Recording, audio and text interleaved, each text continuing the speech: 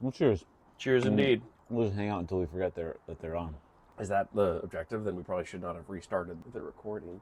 True. I always wonder what it's like to live in one of those reality TV show houses, right? Where it's like, this is just 24/7. Constant, yeah. Right? Like, because even a small amount of microphone, like, impacts your presence. Imagine going to sleep knowing, like, 12 cameras are staring at you. I can't even imagine. I'm being a child star and growing up in front of cameras.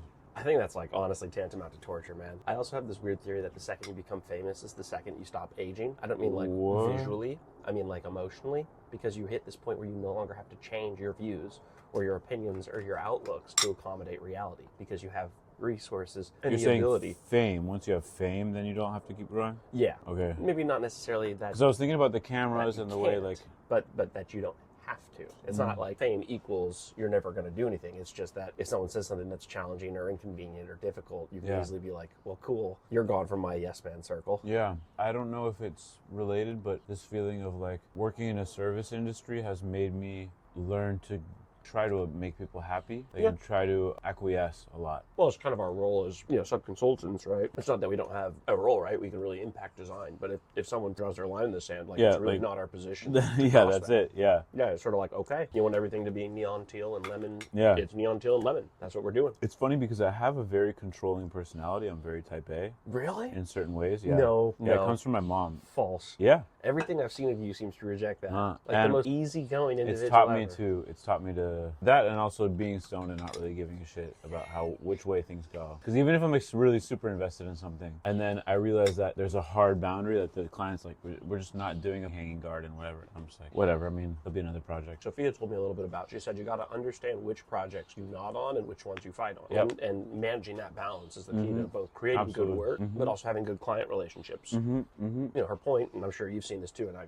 know you've seen this because I've seen your work, is every once in a while you'll get a client that buys the vision and that's interested in the vision. And man, you can have a good time. And sometimes you'll get a client where they're like, Ben, I hear you're creative. I hear you're a genius. I don't care. I want a square. I really don't care. I want a square and I want this to pencil and I wanted it 2 years ago, actually. Yeah. And sometimes it'll be the same client, but it'll be different projects. Different projects, yeah. You never know what the funding situation is or what the year's looking like. So I'm not saying these people are evil, man. If I was staring against their capital stack and all these investors were clamoring for their money back, I'd probably be like, Ben, it's a square. Yeah. Like, I don't have time for this. The amount of pressure that some people are under. Isn't it interesting? The attitude and the pressures of like an institutional client versus a commercial client. I had an administrator in a meeting like this week say, I don't care what it takes. Our students come first. Like their safety and their whatever comes first. I was like, oh, that's cool. Like you never hear a developer like, my tenants come first, you know? I don't care what it costs.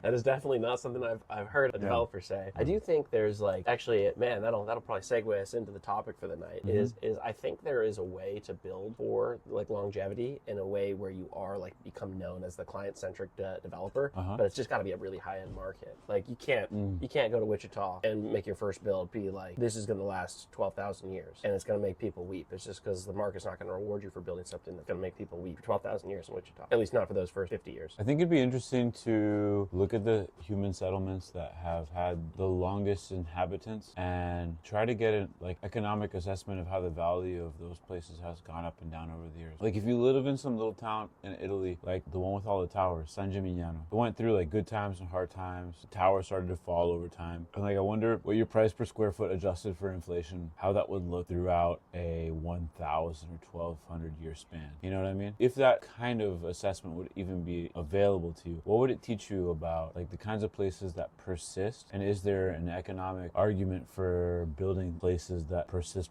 They seem to all have qualities in common, perhaps. Yeah, well, right? I think it's less the structure itself lasting is where you get the value from. Like, I don't think the Hagia Sophia is going to make a return on investment because we built it for several thousand years. It might, but I'll leave that for smart people than me. But my argument is living in the town with the Hagia Sophia changes the value of your little place. It's that these landmark projects, it's not even that they appreciate and build value, it's that they start to lend credits. Like, I think Paris would be a cheaper place to buy if Eiffel hadn't done his thing. I don't know if I agree. The context matters too. If the Hagia Sophia were surrounded by Vegas, like how much value would that have? I guess it would get lost, Imagine if the Hagia Sophia were surrounded by like Strip Southern malls. California Tuscan villas, like stucco villas and McMansions and stuff like that. It makes you wonder about like other things that could have immense value, but are surrounded by a context that devalues them. I think it's much easier to prove the devalue side than it is the value side. what I want is I want to kind of make an argument to people that the add value side is very real. Because I think every developer and every designer and every architect and every engineer and even lay people that aren't involved in construction are smart enough to realize, well, if I put in a giant city dump next to this neighborhood, I'm not going to make as much money. Now, obviously that's a little hyperbolic, but I do think these really large examples can tell you fundamental truths. But on the spectrum of Venice to dump, yeah, we keep going towards dump. Yes, exactly. Yeah, we keep going towards like, let's build another fucking shopping center or whatever. And I think these things, it's one of those things where it's like, forgive their hyperbole a little bit, but it's like, if you think your community being next to one dump is bad, what happens if your community is next to 3 dumps? It's like, well, now you're totally hosed. And so I think the same thing is actually true on the positive side, and this is what I want developers to do. And actually, I think we've seen the closest thing to this has ever been done recently in LA with the new stadium. Now, we're going to be celebrating a billionaire here when he bought up all the land before he went to the NFL to build the stadium in the region, because he was really freaking clever. He's like, well, after I build this incredible stadium, and I'm not a big sports guy, so I don't actually know which neighborhood it was built in, but in general, it was like a low value neighborhood, not in terms of like the people, I just mean like actual money. It was like a cheaper neighborhood. He bought all that land up kind of secretly, and then he went to the NFL and he's like, well, I'm gonna put a stadium here. And then overnight, all those tiny purchases that he bought up in the area were suddenly worth a fortune, because everyone wants to be near the stadium. They want to have their bar near the stadium, their hotel near the stadium, their Nike store near the stadium, and he just played everyone for fools. But that same mentality developers, I think, can see, and he could see, when it's one person owning everything with one star project that they control. But the truth is, if you're a Joe developer and you're a Bob developer, and Joe does a good job, your project next to his is actually going to be worth more, and vice versa. Like in this ecosystem, whether or not you're competing with yourself or with other developers, the quality of buildings that you build actually govern your competitors' neighborhoods. I feel like it leads you to very tough questions about displacement, and what he did was whoever this person is. I should look up his name. Yeah, it sounds like it's a very pragmatic strategy. It sounds like a very similar strategy to what the LA Water Authority did in Owens Valley in order to get water right and build the aqueduct out to LA. What'd they do? I don't know this story. Through like shell companies and people not really being above board with their intentions, offering farmers to buy their land, and then putting together these chunks of land in order to get the aqueduct through from Owens Lake all the way to LA. That's the plot of Chinatown, basically. Wow, I love Chinatown. You know what's crazy is I fell asleep during it. I don't remember it. Wait, it's a really good movie, man.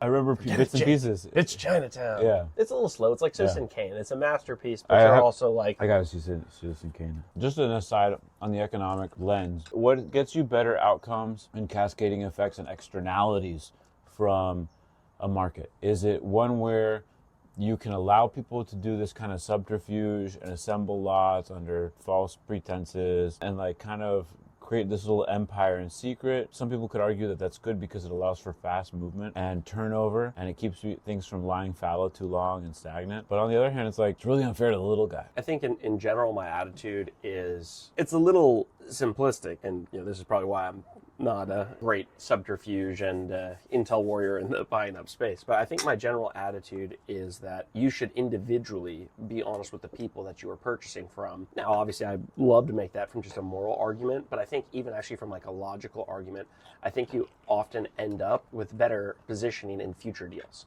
Basically, across the long term, being honest is actually advantageous. I think in the short term, wheeling and dealing will get you basically anywhere. You can Fire Festival your way to crazy sums, just tell a big competitive sexy story and cheat and underhand and burn every bridge. But the almost old poppy truism of every bridge you burn, you're trapped on the other side. It really is true if your town is small enough. San Diego is not a big town for developers, and if any of them is super shady, that news spreads, which is actually why a lot of the best developers, some of the ones I'm the biggest fan of, have just been around here forever. I think we want to, back to how we talked a little bit about building your buildings for a long time, think of your company for a long time. It's like, yeah, man, you might be able to get the better end of this quarter, maybe even the better end of this year. But like, if your business is known for always cheating and scamming and scuzzing people, like 15 years of that, and people are going to be watching out for you. Word goes around. Whereas if you kind of make your brand of, hey, we do what we say, we pencil where we pencil, and that's how it works. Is people are like, well, at least I understand where they stand. It makes me think of The Big Short. He has that line where I like him. He's so transparent in his self-interest. I know what he's thinking. I agree sentimentally, but I wonder if that kind of outlook is shaped by pace of communication, a pace of development, a pace of scaling, a pace of life. But that no longer exists because people scale up quick, they have an exit strategy, and they get out of a kind of business and they move into something else quickly. Like they make their money in real estate, flipping houses in the Central Valley, and before you know it, they buy a house and they buy a town in the desert and put up a hotel. And then they do that for a bit and then sell that and buy, an aquarium. You know what I mean? Like whatever. But just people move quickly and their honesty doesn't need to follow them. I definitely don't think it's restrictive, right? Like I don't think it's like, I'm not quoting gravity at you, where like every developer or architect or designer that pursues a business unethically fails. Not true. Yeah. But I think the argument I'm pushing towards is across the landscape of time, we're going to get more than 50% that profit from success. Mark Twain once said, "Tell the truth, there's less to remember." And I think that's one of the funniest and truest lines ever. Hell yeah. And so I see that as sort of like a development thing, is like, it's a lot easier to approach these deals when you aren't carrying 80 million variables of how you're going to screw over this person and cheat this person and deal with that fallout from that lie. That's pretty exhausting. And I'm not saying that that's not profitable, right? Someone's going to make it profitable. But I'm saying if you're staring me down the barrel of, hey, there's a 50% chance your business blows up whether you lie or tell the truth. I'm going to look at those odds and I'm going to say, well, I'd rather not be miserable. Think about what kind of positive outcomes beyond yourself, beyond your property lines and beyond your life happen when you execute with transparency with the whole community. When you go to Inglewood to build SoFi Stadium and you say to all the neighbors, hey, I'm going to do this thing. Let's all get in on it. We're all going to get rich together. I'm already rich because I'm a billionaire. Yeah. But you who haven't had any access to generational wealth, haven't had any access to like this idea of jumping on that ramp where the American economy just takes you forward with it, we're all going to get on the ride together.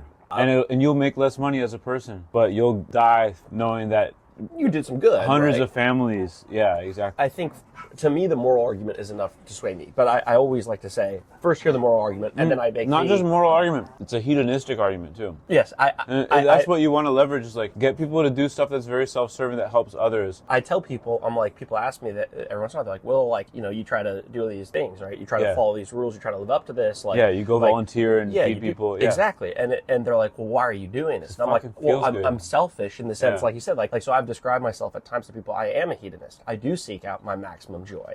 But for the people that aren't like maximum joy of volunteering, for the record, anyone listening, challenge me on it. Go find anywhere nearby you, any cause, just volunteer. Pick up a piece of trash if you doubt me. Like, you'll feel better. Go outside, pick up one piece of trash, and something will hit you that you don't understand. But for the people that aren't even willing to hear that argument, the argument I make is the Henry Ford. Who are you going to sell your cars to? If no one can afford your cars, who are you going to sell your cars to? And so my argument is make people rich so that way they can then give you the money. And so that's my more self-serving argument, but I think that's a powerful point. And it's that sometimes people talk about how America is in a big state of income inequality and economic disparity. And that's very true. The big problem is that if I can't afford my Netflix subscription, Netflix's CEO doesn't get a super yacht, right? Yeah. And so there comes this implicit need. We actually talked about this. We were out picking tomatoes with each other, and we talked a little bit briefly about the labor. You're going to need to give these people job opportunities so that way they can then have money to spend on their mortgages, was kind of your quip. But I think there's a lot of truth to that. Like, I think every big time financier, every big time kind of general financial mover and shaker should be very invested in making sure that a lot of people have money so that they can then give it back to them. Yeah. So that's my selfish argument. I do like your point though about that feeling good is like that is a motivation. What reminds me of my dad talking about some cartoon he found.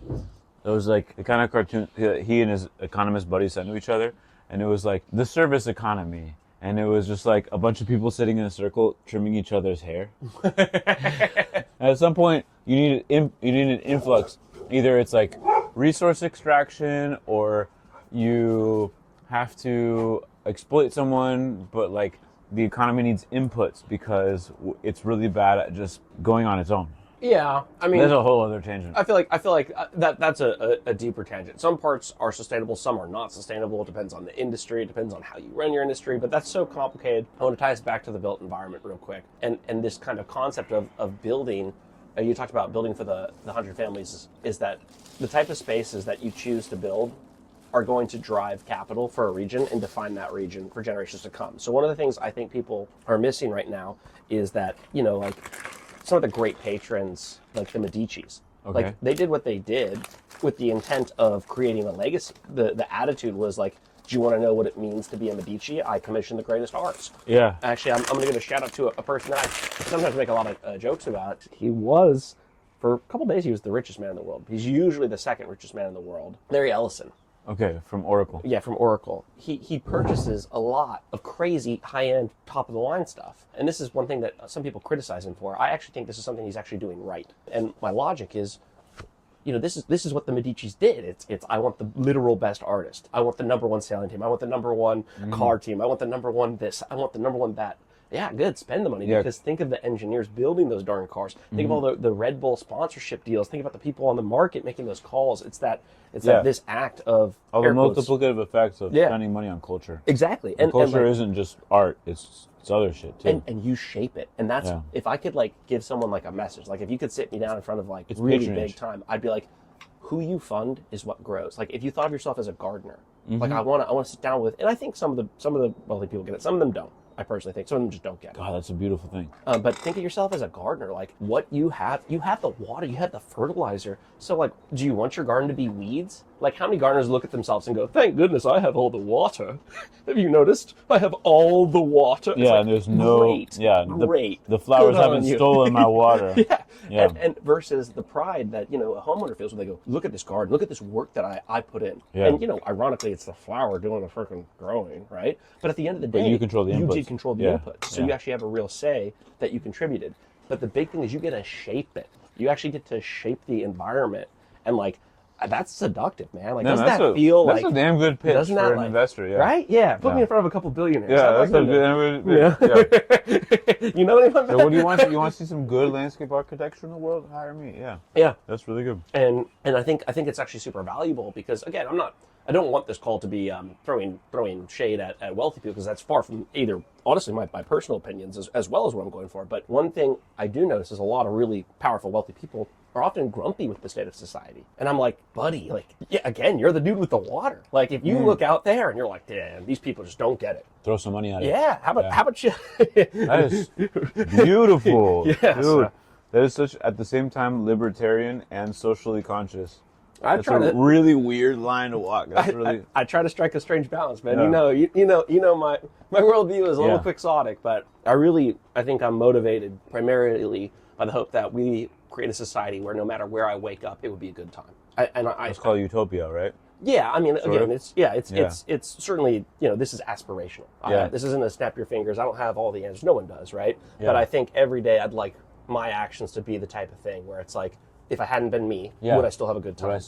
And if your answer is if I hadn't been me, I would have been screwed. Well, then I want to change that. Maybe I want to change that a little bit, Totally. You know what? Before it gets too dark, what do you say we just take a little walk around the yard? Perfect time to talk about gardeners. We got the master gardener here. So what motivated you to actually create this food forest? I want to get in the head of Ben. Oh. You're obviously someone that's pretty smart, and seeing your food forest, I have a lot of questions. My dad had a buddy who was an agronomist. They worked in Colombia together, teaching people how to grow plantains and bananas, and then grow coffee under those trees, and do this kind of intercropping in the 70s. And then Three Sisters updated for Latin America. Yeah, kind of like that.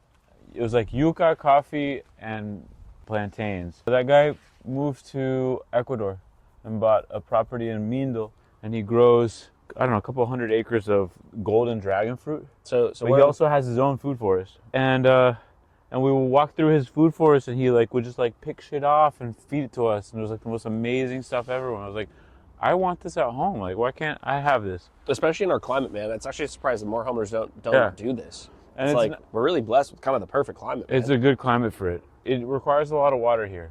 It's if you do it in the tropics, you actually are doing more pruning and less watering. You're not watering at all, typically. Here, you're doing more watering and less pruning.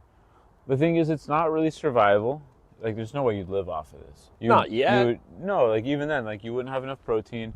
You really wouldn't have enough carbs. It's not. You don't have any of your staples like rice, potatoes. And stuff just get that. Potatoes. Then I'm trying potatoes right now. I got them. They're actually kind of sprinkled randomly throughout. Potatoes actually are pretty hardy, man. I for a little bit, but I had a mini version of this nowhere near this scope or sophistication. But I had celery and tomatoes and potatoes, and they worked. But I think it's actually really nice to just not try to have a survival garden and just enjoy it as a luxury. The whole thing's a luxury. I don't disagree. I guess part of me has this like silly idea where I'm like, if everyone started to like grow food for themselves, then like people would come to appreciate plants more, and then they'd like let us put more plants in cities. Oh yeah, for sure. I don't think you need to live off a backyard in order to appreciate it, or for other people to want to do it too. The question about like how do you create the world you want to see? Yeah. Right. Yeah. Well, first you got to describe the qualities that you value. Oh, let's hear Ben's. Let's go. Well, I mean, you're writing this article, and you're bemoaning like homogeneity on one side, right? And you want authenticity too. I think what we see right now isn't necessarily inauthentic. I just think the homogenous nature we're starting to see as a global phenomenon is starting to spook me a little bit. Yeah. I think the big reason I wrote that article, I mean, again, today I was literally joking with you as I was working on a site that I was like creating the very thing that I like bemoaned. I was working on this aesthetic, and I was being inspired by stuff I'd seen in New York, and I was just doing stuff that I thought looked good. Yeah. And it does look good, right? Like, yeah. Like it's a triumph. It's a piece of art, and you know the design it came out. It looked crisp and kind of pleasantly forgettable.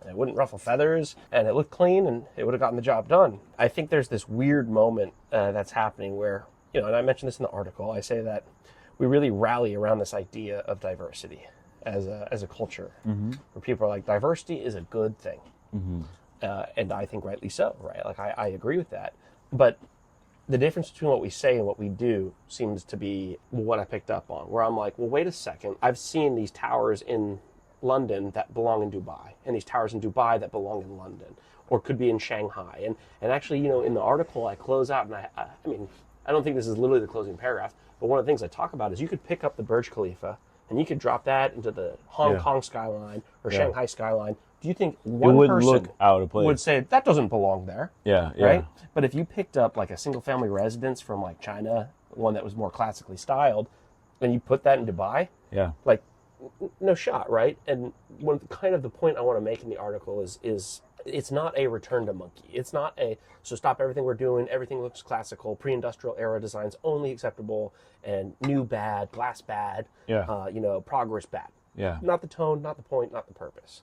The big thing I'm looking for is continuity, is that like, did it come from this place, right? And places change, you know? And so kind of the big tension I have in the article is it's one of two things. It's either every place is becoming the same culturally, and that's why we're seeing this, which I also think is bad, or it's just that the most dominant styles for this high-end, top tier of construction are being run by the same kind of firms, developers, and attitudes. I don't want to wake up in a world where I don't know where I am from the built environment, and I think we could do better. And it's not that I think we should only build farmhouses and China should only build, you know, classical Chinese architecture.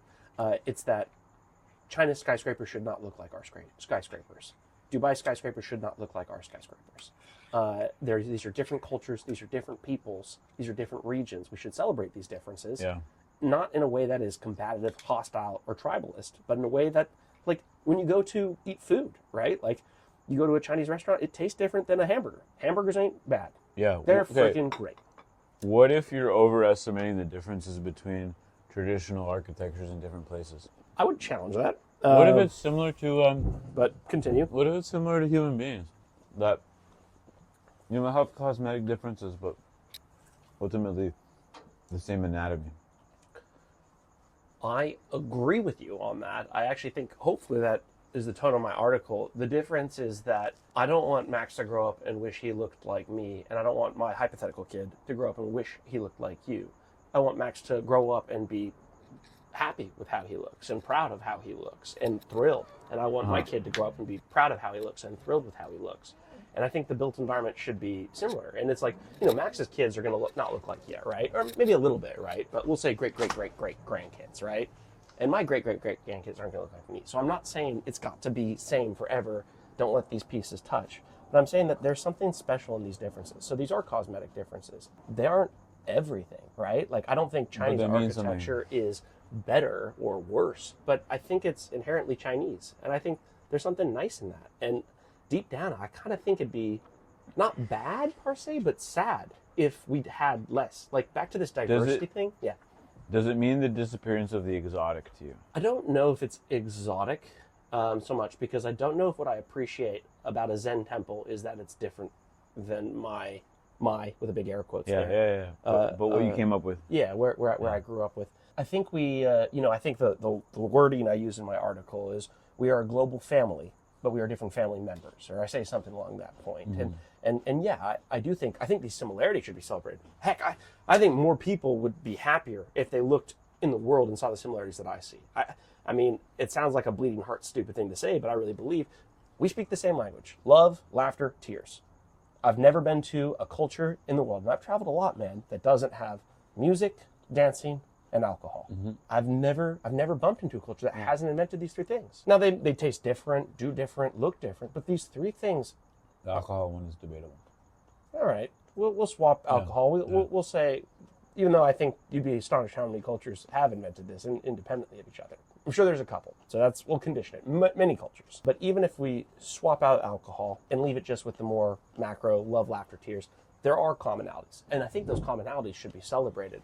But I don't think the differences should be covered up or feared. I think they should be, again, people point to food as a triumph of globalization, and I think it is. But the ability to experience these different pieces, like I like French food, I like Chinese food, I like Chinese-French fusion food. It's not saying don't mix your Chinese and your French. It's saying that the world is going to be a worse place if every food boils down to one food. If every day you wake up, there's only one food you get to eat, and it's French, Chinese, Asian, Eurasian, Moroccan, and Afghanistan. Yeah.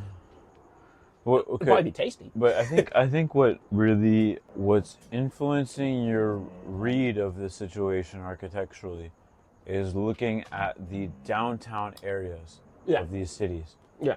And I think, when I was in high school, I took a class, the history of American pop music. And one of the things that the teacher taught me that really stuck with me and applies to so many different media is that ideas tend to flow from the periphery to the mainstream. And it's part of an appropriative process. And so, Odie, what's up, dude? And so, when you're looking at downtown, like central business districts around the world, you're looking at the most mainstream, lowest common denominator, True. Form of investment, architecture, form follows function, so architecture as a result. It's pro forma. These are investments. These are places to park money and in the safest way possible. And so there is, I think, a continuation of architectural diversity and divergence throughout the world. But it happens at a scale that doesn't photograph well and in contexts that don't have eyes on them because they're not as prominent. And I think a great example of that is in Bolivia, El Alto. Where you look at Freddy Mamani, the architect who does the cholets, who's done the cholets for 30 years now. You know what I'm talking about? No, you put a picture of the city on your phone. So this is the situation. It's called Andean modernism. Someone fucking gave it a name, but let me create another. Also, while you pull that up, let me just quickly respond to that. And the answer is, the difference is still there. One of the things I talked about in the paper is, if you think this paper is me saying that local identity is dead, or I don't know what it means to be an American or a Japanese or Chinese, no, it's still there. I just think that we're basically, as designers, we're always given a choice of enhance the local aesthetic or sand it down. This is delightful. This is very unique. Isn't that cool? Yes. That's Mamani, and those are cholets.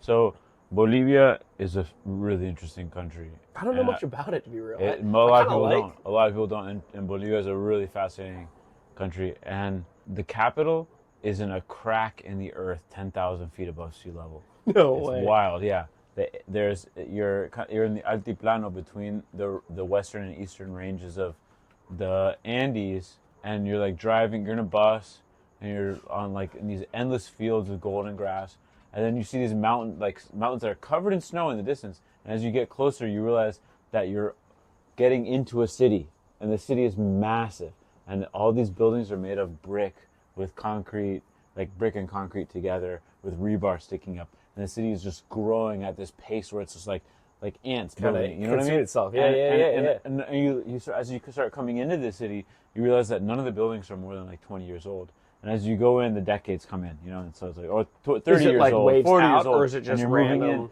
and then you get into the crack, and you look over, and you peer into this canyon, and there's a colonial city stuffed into this canyon, straddling a river, 10,000 feet above sea level. It's wild. And so what's crazy is that the city grew, and it hit the rim of the canyon, and stuck there for a little while, and then exploded onto the flatlands beyond it. And that's where they started building these cholets. And the cholets were really interesting because form follows finance. Yes. They were I not believe that. built often. They were often not built with loans. They weren't leveraged debt. It was families with their savings, and so they had to get operating income off these properties like immediately, and they had this kind of long-term ownership of the property too. So what they would do is on the top floor they would build like a 3-story mansion, perched on top of a 4-story concrete and brick building. And so they would rent tenants out to kind of sustain the family. Yeah, thing. so the first floor would be an event space for weddings and quinceañeras and stuff like that. And then the next 3 stories would be apartments and offices. And then they'd put a mansion on top of that within the footprint of the building. Dude, and that's why you get this delightful. super hyper-articulated facade that represents all the different uses. Well, and I think hopefully that's what I'm trying to convey, because this city, I didn't know much about it. It sounds like a peak example of what I'm going for, and it's that I want each city to be itself, whatever that looks like, right? Like if Bolivia's architecture is going to have this Iron Man face kind of looking out over it, like cool. Part of what creates speciation is isolation. Agreed. That's why stuff in around Hawaii is so distinctive. You look at what's the fish? I keep wanting to call it like a numanuka, oi. The one that's got it looks like the South African flag. It's got the triangle, black lines, and it has the color chunks in it. I want to say it might be some sort of parrotfish. Some sort of triggerfish or triggerfish. Yeah. And I'm like, you're gorgeous. You're like, I traveled here to see you. Yeah. Right? And it's I love salmon. It's isolation. I don't have anything against the salmon. I don't want the only fish in the sea to be salmon. But when I look at this, I think the reason I like your Bolivia example is that it's the responding to your geography, your culture, and your conditions. Like, I think the whole article is about contextual relevance. Yeah. And my dream is just look where you are. There's plenty there. Whether it's Japan, China, South Africa, Zambia, you name it, wherever Otis wants to bark. But wherever you go, your region has more cards than you could ever play. That's an interesting idea. I think there's a couple of things. Like, one is if isolation breeds variety, who are you to tell the person who has grown up for generations in isolation and that wants to join the world that they're not allowed to? Like, for instance, I was just watching this thing last night about Timbuktu. Yeah. Along the Niger River in the middle of in the Sahel, like on the edges of the Sahara, right? Yeah. And part of the reason Timbuktu has that distinctive mud architecture. Is it an island? I thought Timbuktu. No, it's not an island. Oh, man. I should know my Sahel geography better. It's, so the Niger River leaves out of West Africa, goes north, skirting the bottom of the Sahara, and then goes out through Nigeria. Okay. Kind of area. Yeah, right there on the west of the Horn bit. Yeah.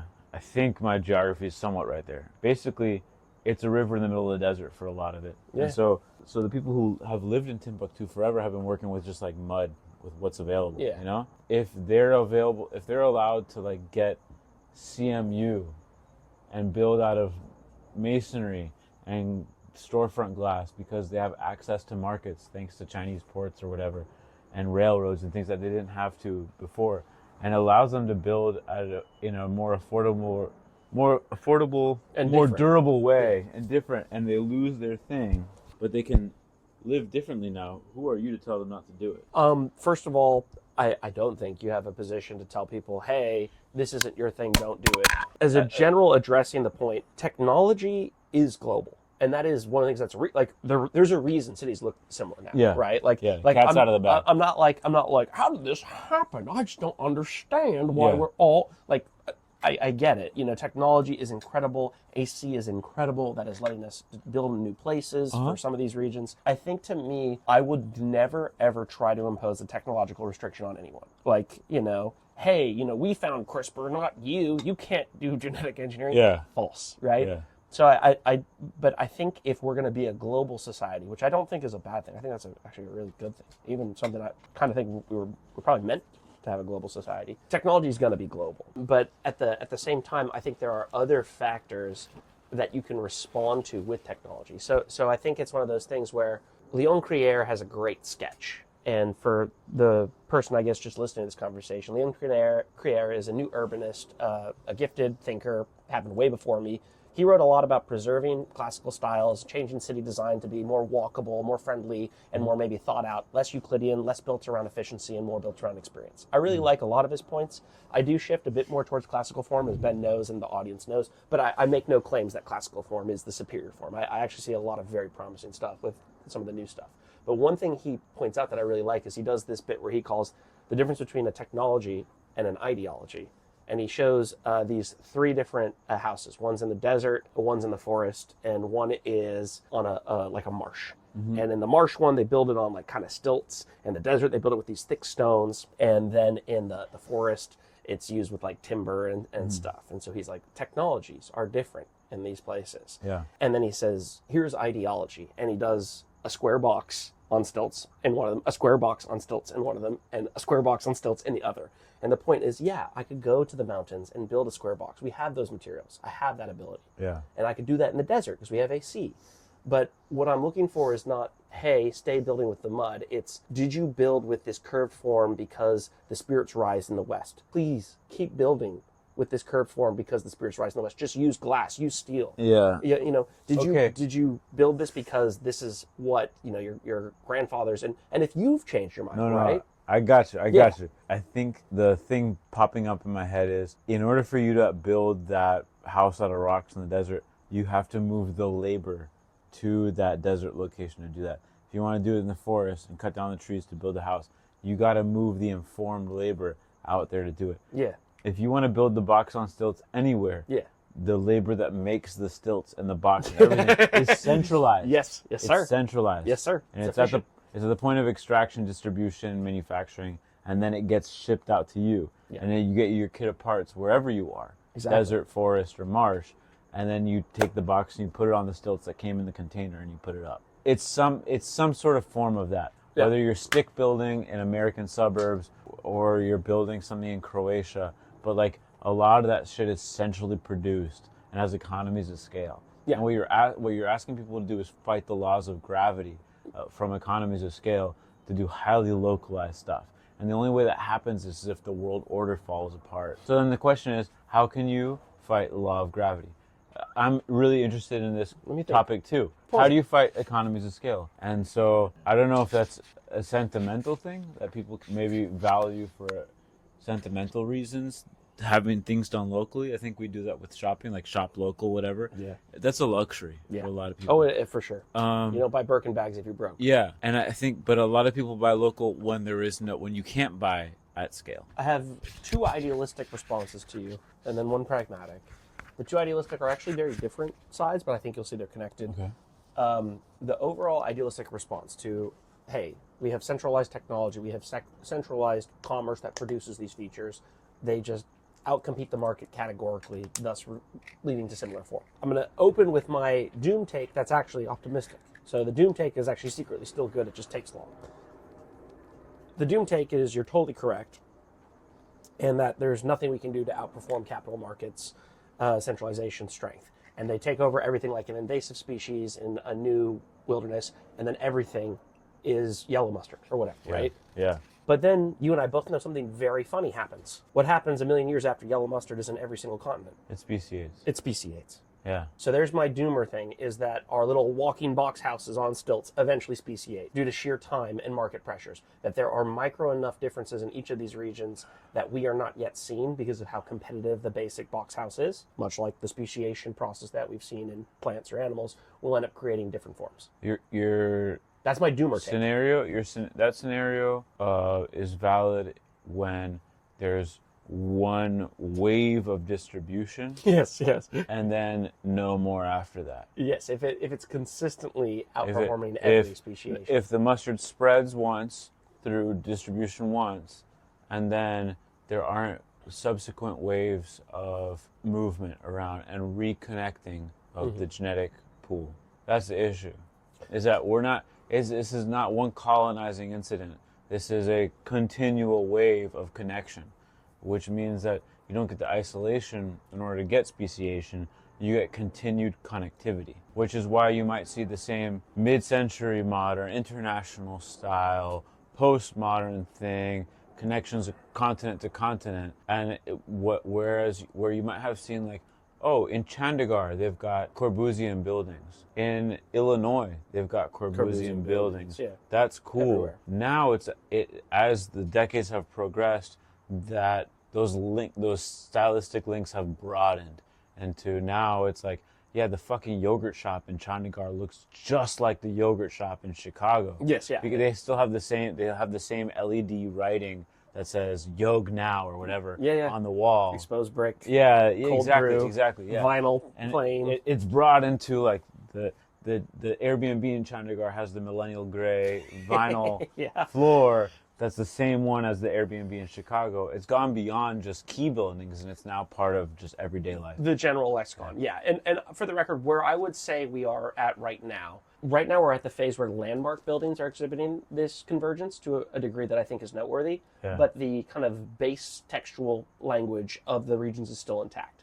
Like, if I go to single-family residences in America or in Fuson, Germany, or, Jiao just showed me a beautiful part in China. I'm not going to butcher it. But if you go to these smaller places, the forms are very clearly different, right? Like, it's night and day. Like, you would never think you were in Dubai when you were in Germany, and you would never think you were in Germany when you were in America, and you would never think you were in America if you were in Japan or something. You get my point. The waves you're talking about the continuous disruption, I think it would have to be there'd have to be marginal new pieces in the disruption, because if it was the same presence, like if it was the same projection, always connected, one of the points you'd addressed was, hey, my original take, which was the Doomer take, we still have two on deck, of that after this global style conquers everything, the speciation will occur from that point onward. Okay. That was my Doomer take with the gentle touch of optimism. Your gentle pushback or rebuke was, hey, Will, but that only happens when the isolation happens after the colonizing event, if you will. That they spread and then it stops spreading. I actually don't agree with you on that point. I think if the type of colonization is the same, so if that main presence is the same, speciation occurs.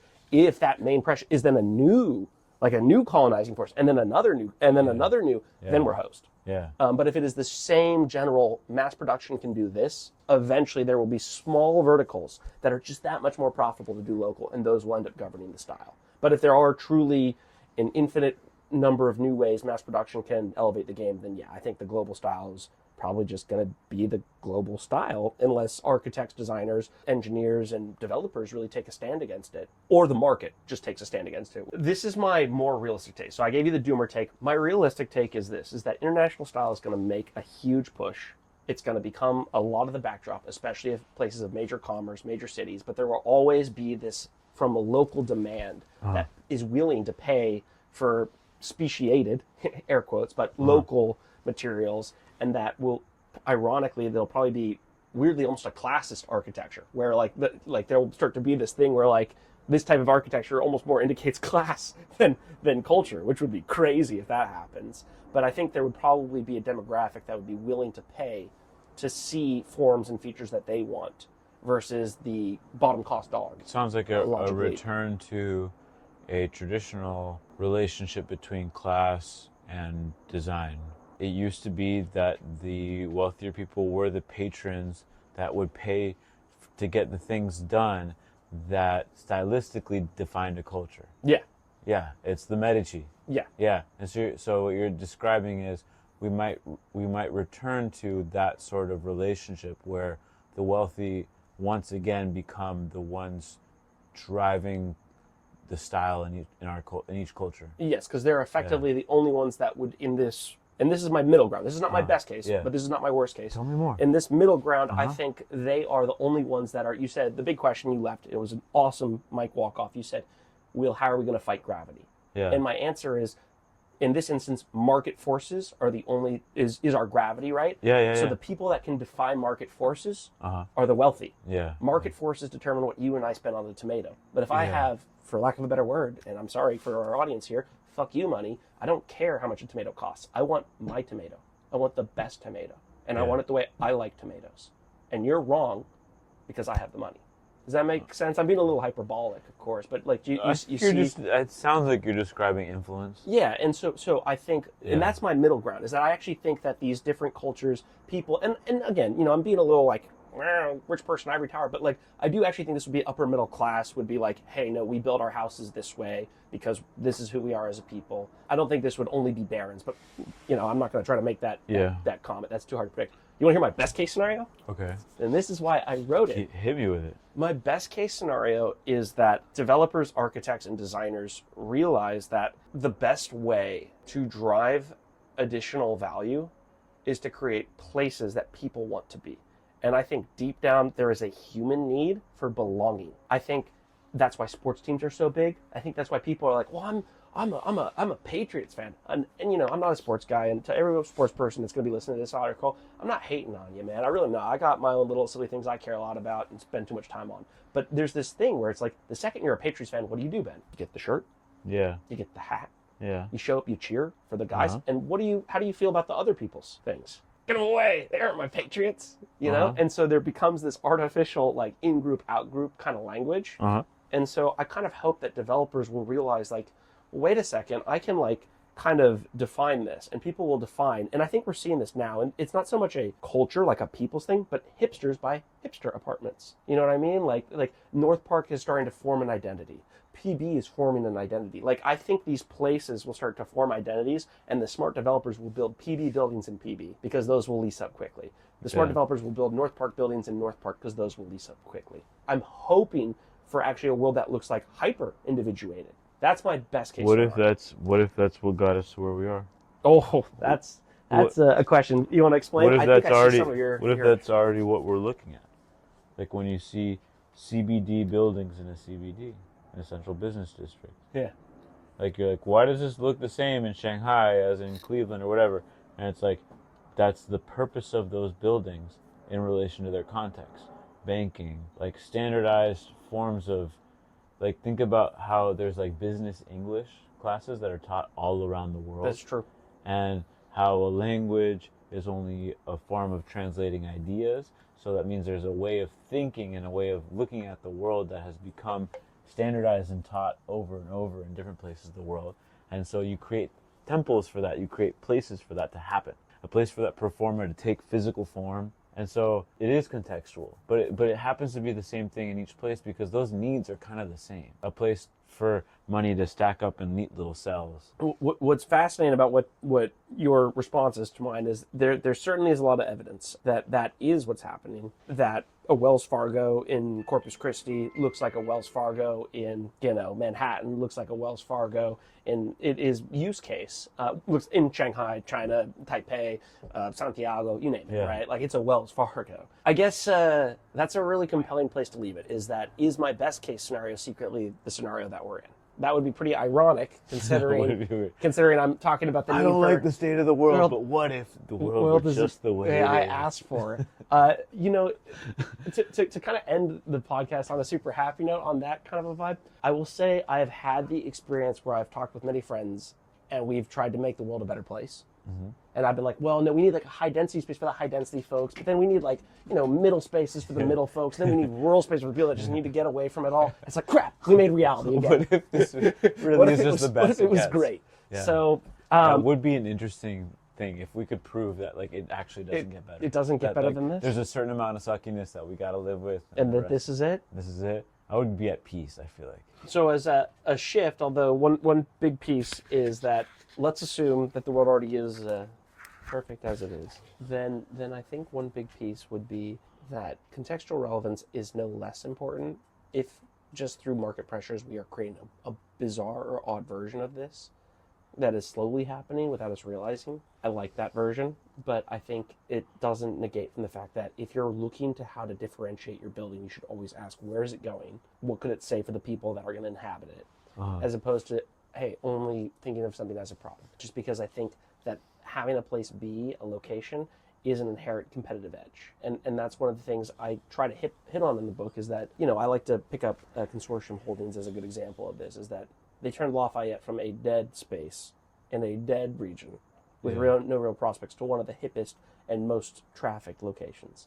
And they did that through hyper intense placemaking. You can't walk an inch of that building without seeing something immediately commanding your attention that could only occur there. And so if you're a developer or you're an architect or you're a landscape architect, and the mission is, hey, I want to create something unique that leases up quickly. Yeah. To me, pretty simple. Well, you got to make your building stand out, right? Like it's like the front cover of a book. Yeah. You know, it's like, is this the quality of everything? No, but it's what people are going to see. Yeah. And they're going to decide a lot of it based on that. You know, should you judge a book by its cover? No. Are you? Yeah. I wonder if that sort of intensity of decoration and placemaking is necessary because hospitality and food and beverage is incredibly competitive. And I wonder if that sort of incentive model falls apart when you're looking at housing because there's so much housing demand that you can build whatever kind of box. And as long as you can permit it, people will move in and pay whatever.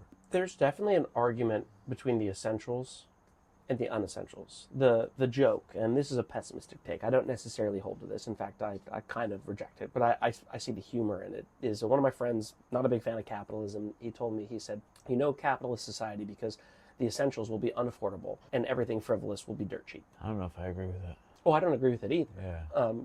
But to your point about the housing being, hey, you can build whatever and someone will need to buy it.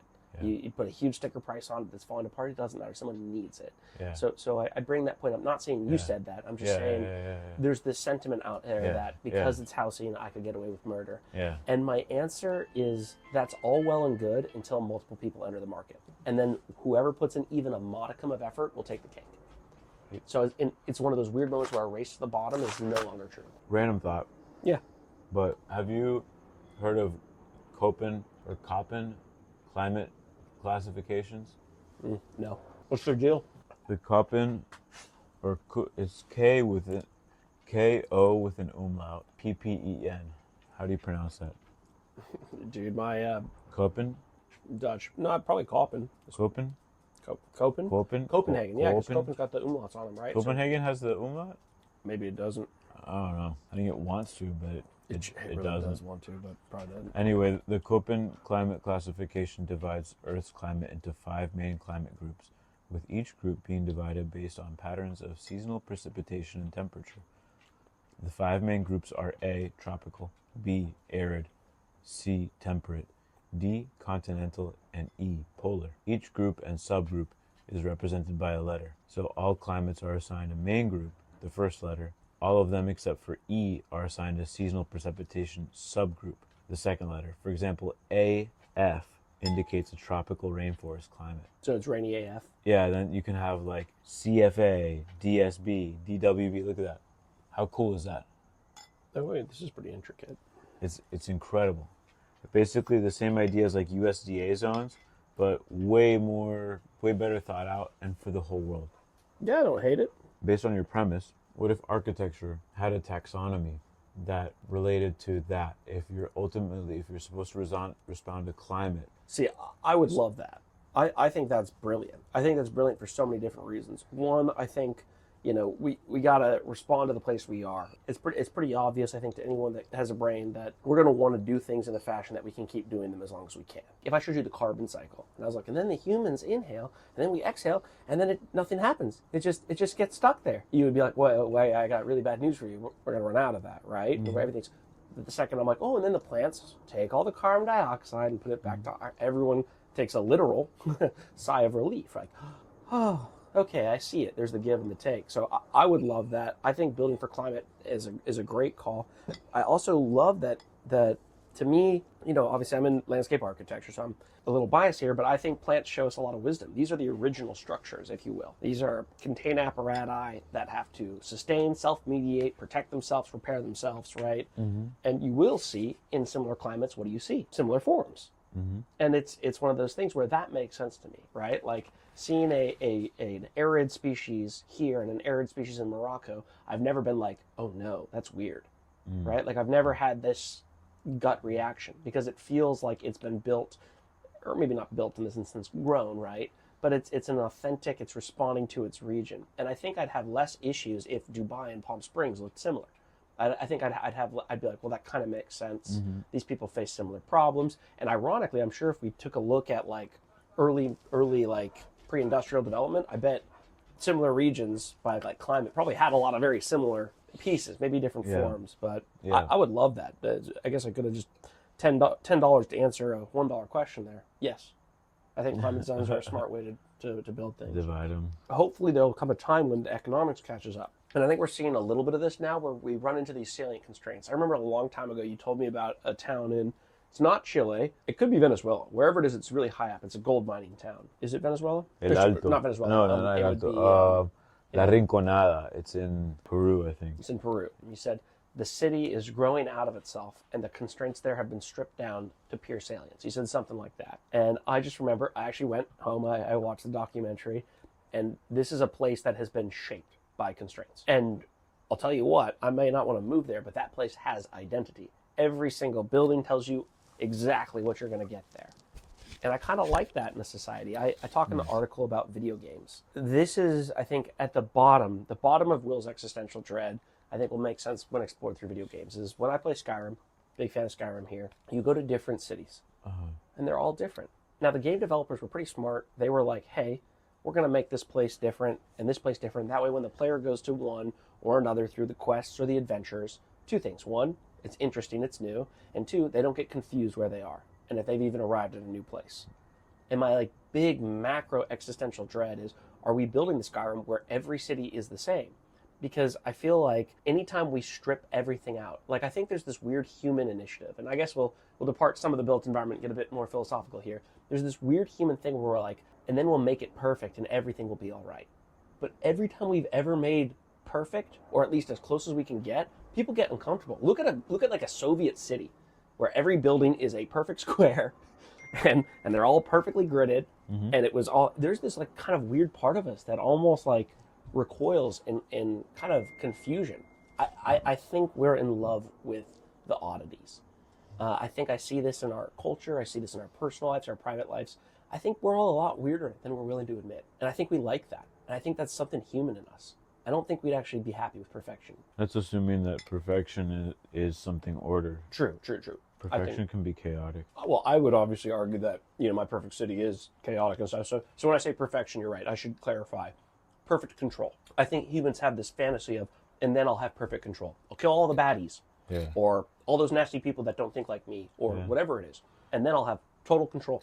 I don't think we want it. I think we say we want it. I don't think we want it. Yeah, I'm kind of learning that with my garden right now.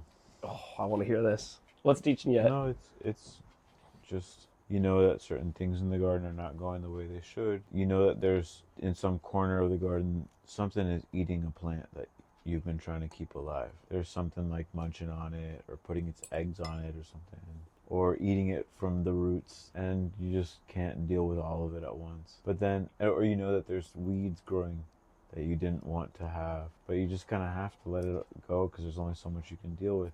But then when you take a step back and you look at it, you're like, wow, it's cool that there's little moths flitting about, and that there's some of the weeds cover the ground and make it look green and beautiful. I have a grass problem back there. I don't know about a problem. To the listener, Ben's backyard is a jungle paradise. It's a beautiful I got a machete grass. out and I was cutting through. A couple cheetahs attacked me. So, I don't know. That's it. There can be something that feels really good that's not in your control. I think what we aspire to is not so much to be the type of person that has no problems, but I think what we aspire to be is the person that handles their problems and is not defeated by their problems. I think we esteem the men and women that have the house is on fire. They show up and say, okay, we're going to start with that couch. We're going to take care of that problem. We're going to take, those are the people we love. I think we're actually instantly suspicious of when we meet someone like Kim Kardashian or something. And she's like, did you notice I'm beautiful and perfect and everything is great for me always, right? You're kind of like, all right, all right. Yeah, exactly. Odie's got the right idea. You kind of prickle a little bit at it. The dream version of me is not a man that has solved all of his problems. It's a man that when the next problem shows up, he's prepared for it. Tell me about Landmark. So this part got cut from the essay, but I think this is something that I think about, and I wanted to shoehorn it in because I started talking about the Burj Khalifa. To me, landmarks are one of the biggest questions on the contextual relevance argument. This, hey, everything should be local or of a place, and there is this kind of weird question that I think someone could rightly ask me, right? They could say, well, Will, if you want everything to look like it's from the place and everything to kind of conform with the local identity, how does the local identity change? And what do we do for the people that don't fit the local identity? Those seem to be, to me, the two biggest questions. And in my opinion, those are best resolved through landmarks. I think landmarks do two things. I think they differentiate a city, And I think those should be monuments to our differences, not in a bad way or a hostile way, in a fashion that celebrates these things. Yeah. That's like, I think if your culture is very rigid and things are not very spoken about and conformity is prized in your culture, your landmarks got to be weird, dude. They got to be strange. They got to make people, because otherwise I think there's this complementary aspect. I think, in my opinion, beauty is a kind of a dialogue, a conversation that happens where you kind of come to a full acceptance of seemingly incompatible things. I think a lot of the places where we find beauty, especially in the people we tend to love, are almost contradictions. Now, I won't speak for Lisa or anything, but I can say the girls that in my life that I have fallen for have always been kind of a contradiction. There have been two parts of them that seem like they shouldn't be able to fit in one person, and yet that person makes it work. And I think that sheds light on something deeper, which is I think a lot of us have these contradictions in our worldviews and our identities and our belief systems. And, and I think that's why Socrates poked a lot of holes in people and got, told to go drink some hemlock, is he liked to point out those contradictions. You're a great general. Tell me about bravery. Oh, you don't know anything about bravery, right? And I think true beauty is accepting these kind of parts of ourselves as opposed to trying to flatten the creative expression to a single data point. And so landmarks to me represent this opportunity to have this dialogue within your culture, both where you're going and what parts do we not talk about as much. I think landmarks have a little bit of a format challenge with them, which is the landmark is relevant if you see it all the time. If it's something that you see every day, then it becomes a fixed element and therefore a landmark, literally a mark on the land. Yeah. And so they have to be kind of tall in order for them to work, like a mountain or a tower or something like that. Otherwise, if they're small, like the bull on Wall Street, that's a landmark. That is a landmark. But you can't see it from very far. So I wonder if that limits its influence versus what's the zone of influence of the Empire State Building or World Trade Center. The further the visibility horizon of a landmark is, then the more viable it is. I think perhaps prominence, which is like a 90 correlation with visibility, but prominence to me is bigger. Yeah. I think a landmark doesn't have to distinguish a town from the next town. It just has to be a distinguishing feature within the landscape of the place that it's in. So if we had like one Space Needle Tower in San Diego, it would be a local landmark no matter what, because it just would look different from everything around it, even if it were a facsimile of the Space Needle in Seattle. Yes, and there are a couple towns that have similar things. Shit everywhere. Yeah, they have like similar the mural things. with the wings. Yeah. Yeah.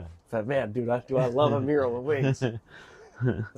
Every time I see a mural with wings, I kind of part of me wants to go and take a picture with it. I am the target audience for that. Well, I fully agree that it doesn't have to be for it to be a local landmark. I think the question always is what changes something to be like a city-defining landmark. And I think one of the big things is respect of others' landmarks. Like one of the regrets I have actually on your Space Needle point is that we did it in other places. Like that makes me sad.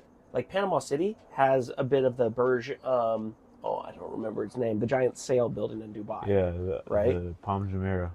The Palm Jumeirah. And so I think I'm happy no one has tried to rebuild the Opera House. You know what I mean? I'm very happy no city has been arrogant enough to build their version of the Sydney Opera House. And I would be very upset if any city other than Las Vegas tried to build the pyramids. So I saw something about how the architects or the people who were involved in building it said that they would never build something like that ever again because it was so complex and it was such a mess. Yeah.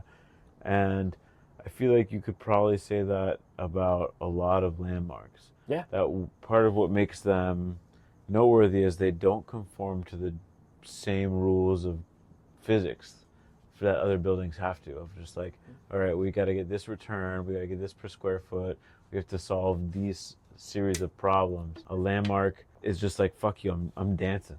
Yeah. You know what I mean? Like, I'm doing whatever I want. Totally. Yeah. Like, I'm an obelisk, bitch. You know? Like, no, what? and I think that's brilliant. And if anything, I think that kind of secretly strengthens one of my arguments about like place. It's like one of the things that is common in our industry is for people to refer to buildings as products. Question though. Yeah. Where does the wealth come from to build something that doesn't need to make money?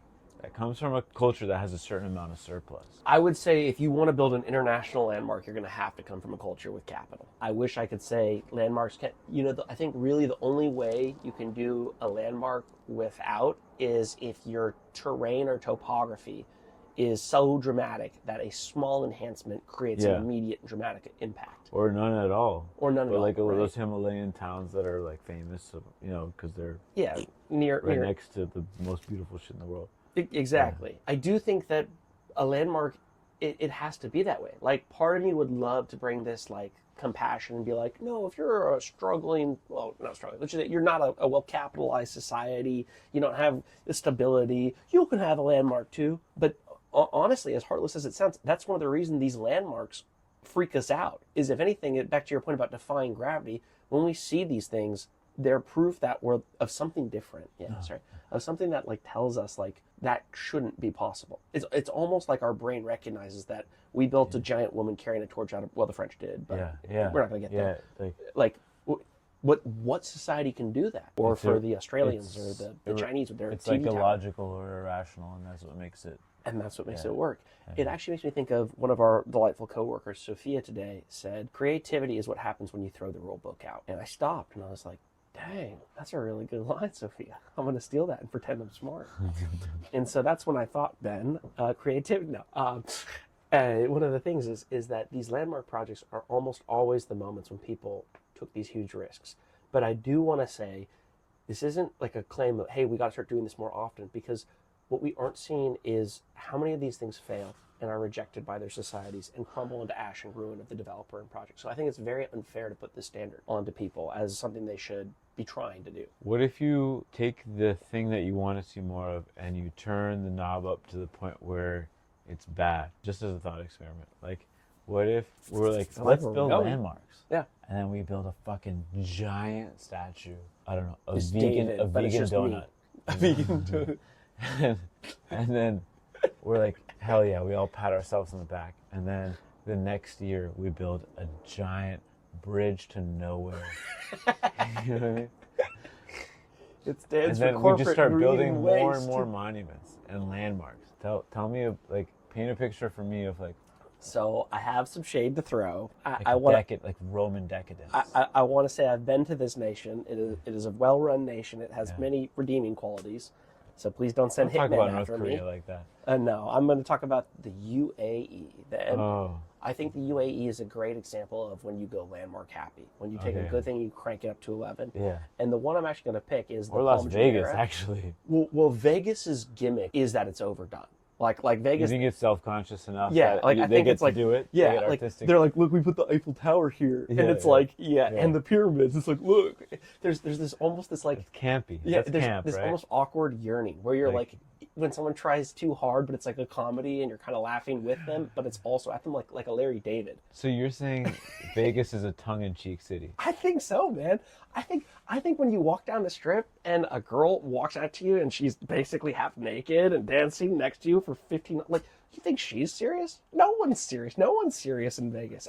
Everyone there knows that this is a city that is like a monument to delight, opulence, and grift. Okay. Like, I don't know. I feel that way. So that's Vegas. Dubai too? Well, I don't think, here's the difference, is that I think Vegas knows what it is. Oh. I don't think Dubai is trying to do any of that. Yeah. Ever. Like, I think Dubai takes themselves deadly serious. In fact, I'm like a little worried that this is, if the odd chance that like Dubai like posts about this, like, we're going to ban wills from, like, I actually like your guys' city a little bit, okay? But the example I'm going to pick is actually, there was the Palm Jumeirah. Yeah. That was a triumph. That was a landmark, Ben. It was on freaking Owl City's album. People, you could show them that, and they would go, I know where that is. Owl City, dude? No way. Not Owl City. Yeah, I think so. Oh, no, the Palm Jumeirah is the Palm. My music taste? No, I'm just saying. Yeah, like, dude, I got a lot of Owl City on my playlist. I don't know. You know what I talked about? Contradictions? I don't know. You can be listening to Sturgill Simpson and Owl City. Deal with it. It's 2026. But what is Owl City? What's Owl City? Yeah. That's like a really popular pop band, dude. It's like a girl pop from popular? like 2010s. Yeah, man. Oh, okay. Yeah. You can look up, search Owl City artwork, although I'm not actually thinking of the Palm for this one. I'm thinking of the Sail building. But the That's Palm... the Palm Jumeirah. It the is? sail building is the Palm Okay, Jumeirah. great. Yeah, Palm Jumeirah. I'm pretty sure. If you were to look at the Palm Jumeirah today, some absolute monster, some stupid miscreant of a human being, Wow, dude. some worm-made flesh No, decided that's too far. to build a massive hotel that ruins the whole skyline of the... It used to be that one lone building on its own pier with the ocean. It was like spellbinding. There's now a giant generic glass hotel that blocks off 2/3 of it from all angles. And I'm like, back to the point. Imagine if someone was like, I love the Sydney Opera House so much, I'm going to build 12 apartment complexes and block it out from the entire city. Yeah, yeah. You'd kill them. I mean, that's an exaggeration. We're not advocating. So what about, I mean, at what point do you start to create like HOA kind of conditions? So I don't actually think you need an HOA. What I think is you need is input from your people. So one of the input from your people in time. So right now, if there was a developer that was about to pitch doing that in Australia and blocking off the Opera House, dude would get run out of town. Yeah. Plans would be revealed. He'd get run out of town. Everyone here knows that guy doesn't stand a chance. The problem is Dubai is such a central authority that one person can say like, oh yeah, I do like the Palm Jumeirah. It'd be cool if more people got to see the Palm Jumeirah. Yeah, a hotel. And two things. One, there hadn't been enough time for the people to rally around that as their landmark. And two, even if there had been, Dubai is many things. One thing it is not is a liberal democracy. So no shot community organization is going to save that sight line and defend that. So I think that actually is a gentle plug for both time and maybe a little decentralization. I don't think you need to go as far as HOAs. In the article, I make a joke like, yeah, man, like I'd love there to be more central authority, but in my life, I've just seen that every time I give a central authority teeth, it's only a matter of time before it does stuff I don't like. Yeah. And so I'm always like, yeah, I would love an incorruptible, compassionate, intelligent, design-minded, profit vaguely oriented individual to make good calls for our city. Yeah. I just don't know. I don't know him, and I don't know her. And because of that, I just get a little trepidatious. Mm-hmm. Maybe it's you. I've told you want to run for mayor of this whole town, Ben. I'll vote for you. No, it's counting on taste rather than code in order to get things. Yeah, to get things done. Yeah. And how do you codify taste, right? Although you should look up that influence, the Palm Jumeirah but influence isn't democratic. No, because it's loudest voice and how marketable you are. Yeah. So I think one of the things that's funny about our profession is we try to solve these issues, and everyone does. I've attended developer meetings, I've attended all this stuff. We're all trying our best, but it's like the Lilliputians, man. Like we're wrangling a beast that's big, and it's not, well, if only the developers figured it out, or if only the architects, or if only the city. It's every one of us plays a role in this crazy chess match. And I'm just trying to teach people what I think is a good starting point, which is why I like that contextual relevance. Whether you're an architect, a developer, an end consumer, a city professional, just say, are you building nowhere or are you building your city? And if you're building your city, keep doing what you're doing. If you're building nowhere, where do you want to retire to? Okay. Well, then let's take for granted the fact that your message has landed. Yay. And people are receptive to it. I hope. And then developers go, let's fucking do it. Let's go. Let's do this. About it. And then they turn to their architect and they're like, all right, give me something very San Diego. And the architect shrugs and goes, well, this could go different ways. Or let's say they talk to 3 different architects and one goes, oh yeah, okay. You want something very San Diego? I've got this white volume and it's a relatively unarticulated box and it has arched window tops with green window frames and it's an Irving Gill special. And then a different architect tells them, oh, I've got this precast concrete panels that are gonna do this and that. It's got like teak inlays and it's a Louis Kahn fucking shrunk down thing. And then the third one says, I'm gonna make your museum in the shape of a California ranch house. Yeah. But like 4 times the size. Instead of the ceiling's being 8 feet, the ceiling's going to be 32 feet tall. And it's a giant ranch house. And the garage is going to be an airplane hangar. I want to first credit that. I think a lot of people will dodge weaknesses of their argument.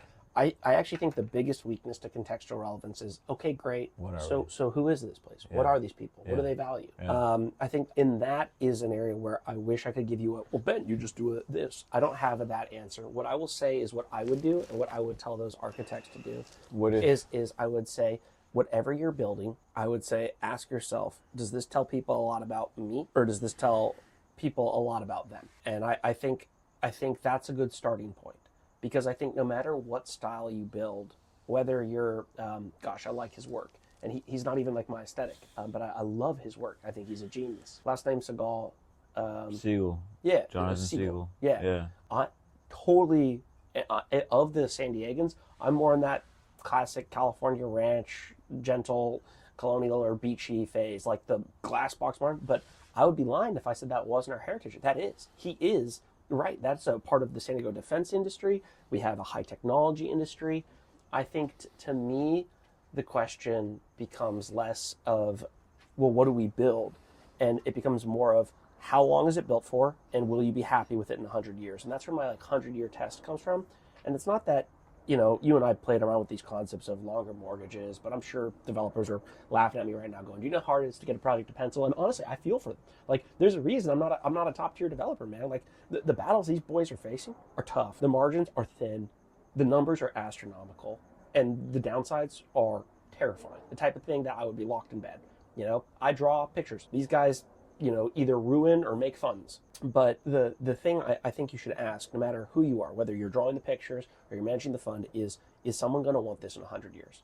And to me, if the answer right now is no, stop. So to me, the two big things are, what is San Diego? That I don't think is a fair question for me to describe. But whoever is answering San Diego, whatever they think it is, if they think it is Navy shipyards and they create some naval-inspired shape, if they think it is California ranch homes, build a California ranch home. And I think over time, the people that build for beauty and build for 100 years are going to define the aesthetic. 100 years is longer than most people live. Alive. Yeah. And the issue is that, so you know how evolution only selects for things up to mating, up to reproduction age, and then once you reproduce successfully, there aren't selection pressures on traits beyond that. To a limited extent, yes. I see your point. I'll give it to you for now. Yeah. So it's like, once you reproduce, you're on your own. Like, you haven't evolved traits for a lot of that other stuff, unless it means taking care of others in your species. There you go. I was like to a point. I'll credit you. You still add value even post reproductive life cycle in many animals. And, and there's a reason we run the world. Not oh gosh, I like the critters. They're fun. Praying mantises. Praying mantises don't have a space program because every time a guy finishes, the girl's ripped his head off. And so you don't have a long-term social system to design and develop, rockets and thrusters and legal systems. And so there are. So what if markets work in similar ways? More like the praying mantis? Yeah.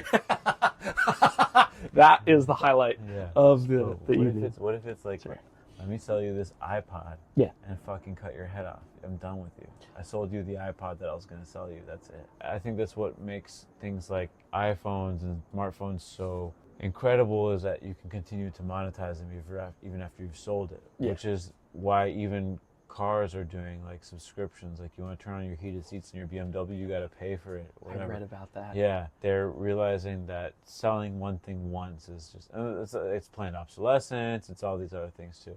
And so, is there a broader business case really in having long-lasting structures? So my answer to that, first, I want to credit the point. So you're bringing this point, hey, what about if I sell you the iPhone? Transactions done, hey, fuck you, rip the head off, right? The praying mantis approach. I would say that is the world we are seeing. That's like right shovels. Now. Like, if you sell shovels, you're going to sell one person like maybe two shovels. Two shovels in their life, right? Yeah. If that. For some people, you may never sell them a shovel. Yeah. The reason I talk about build for longevity is that I think a lot of capitalisms and we'll call it the praying mantis approach, because I think capitalism is a much more nuanced take than I have time to get into now. I think sometimes people can make a boogeyman out of it too quickly. But let's say the praying mantis approach, this attitude of, I've gotten my value, head gone. Yeah. I think that exists, and I would actually go as far as to say I think that is the main language we see in our society today. I actually think the exception is this person that goes, great, let's keep this relation. Let's see. I think the vast majority, and I don't mean one profession or one part of the building process. I mean like everyone's approach is head off next. Now, what I'm going to challenge is I'll open with our firm. Where does most of our business come from? Repeat clients, right? And so the secret that I have for people is I kind of want to convince them that right now there's this absolute terror that seizes all markets, where it's, if I give the customer a great product and satisfy them, I will lose out on future sales. I won't be able to make the kind of money I will be making if I could sell them 10 bad products across their lifetime. And to me, the answer seems to be sell them a product that will outlast the 10 shitty products for 10 times the money. And I don't know when the consumer reaches that breaking point, but I think we're getting to that point. People are finally starting to be like, you're charging me $28 a month for my heated seats? BMW lost sales on that. There is a breaking point where people go, you know what? I've finally decided you have hurt me so bad with this system. Like imagine if with our praying mantis theory, as the arm goes for the head, it's like, oh, that was what you're after? I'm done with you. I've had it. And does that happen organically? Is this just the ramblings of a naive kid that hopes we're going to see this? I mean, do you have evidence of that happening? Or? Of a shift towards longer lasting?